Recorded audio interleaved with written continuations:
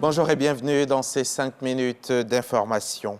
Les perspectives économiques sont favorables. Pour l'année 2023, le taux de croissance du PIB est projeté à 7,2% et le taux d'inflation devrait baisser à 3,7%. Ces mots sont du président Alassane Ouattara.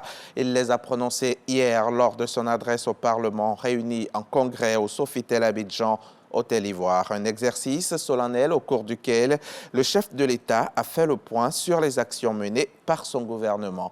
On reviendra sur ce message dans le 13h avec Viviane Aïma. Les femmes et la propriété intellectuelle, accélérer le rythme de l'innovation et de la créativité. Et voilà le thème de la Journée mondiale de la propriété intellectuelle célébrée ce 26 avril 2023. Il s'agit cette année de rendre hommage à la détermination des inventrices, des créatrices et des entrepreneuses du monde entier et à leurs travaux avant-gardistes. Lansine Bakayoko a recueilli les propos du ministre du Commerce et de l'Industrie. Malgré leur rôle important en matière de création de richesses, trop peu de femmes participent au système de la propriété intellectuelle, notamment les brevets, marques, dessins et modèles. Elles tirent donc peu profit des innovations, alors qu'elles sont à l'origine de percées scientifiques partout dans le monde. Au regard de l'importance que revêtent l'invention et l'innovation comme principaux vecteurs de l'accélération de la transformation structurelle de notre économie, le gouvernement, sous le leadership de son Excellence M. Alassane Ouattara, président de la République, met en exergue la nécessité de renforcer les mécanismes gouvernementaux d'accompagnement des femmes pour faciliter l'éclosion de leurs talents d'entrepreneurs innovantes. Selon les statistiques, sur 224 000 demandes internationales de brevets déposées en 2017, seulement 31% de femmes ont été citées. Le nombre d'inventrices a certes bondi de 23% par rapport à la décennie précédente, mais cet excellent résultat ne saurait résorber la disparité de genre qui persiste dans le secteur de la propriété intellectuelle.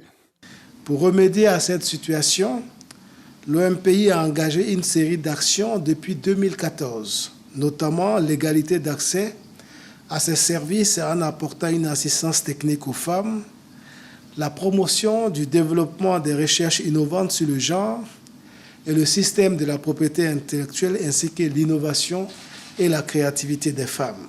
En Côte d'Ivoire, le gouvernement a instruit l'Office ivoirien de la propriété intellectuelle à l'effet de renforcer la collaboration avec toutes les organisations publiques et privées d'encadrement des femmes entrepreneurs. Toutes ces initiatives visent à faire du système de la propriété intellectuelle le catalyseur de l'innovation et un levier stratégique de développement de l'activité économique et commerciale en Côte d'Ivoire.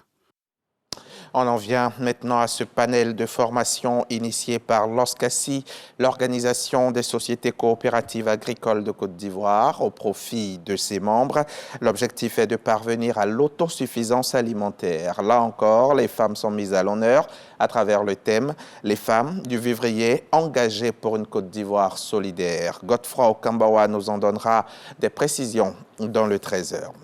Allons au Soudan où une légère accalmie semble être observée depuis hier 25 avril dans les combats à Khartoum entre les forces armées du général Abdel Fattah al-Burhan et les forces de soutien rapide du général Hemedti à la suite d'un cessez-le-feu de 72 heures obtenu sous l'égide des États-Unis la veille. Le dernier bilan des Nations Unies s'élève à 427 morts et 3700 blessés. Les deux parties ont accepté de respecter cette nouvelle trêve, la 4e depuis le début des violences, le 15 avril. Anthony Blinken a indiqué que les efforts portaient maintenant sur l'obtention d'un cessez-le-feu permanent.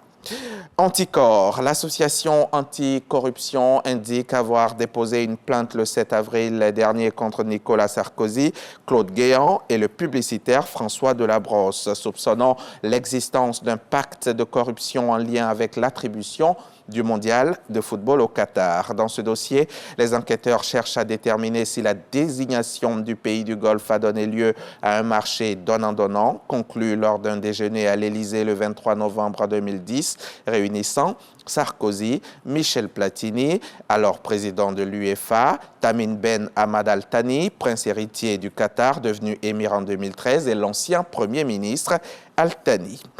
Le cerveau de l'attentat meurtrier devant l'aéroport de Kaboul perpétré au moment du retrait américain d'Afghanistan en août 2021 a été éliminé par les talibans. C'est ce qu'a annoncé Washington hier mardi.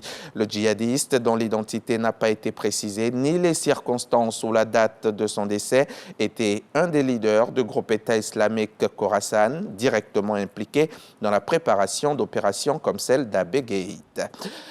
Voilà pour le Flash Info. On se retrouve à 13h pour le point complet de l'actualité.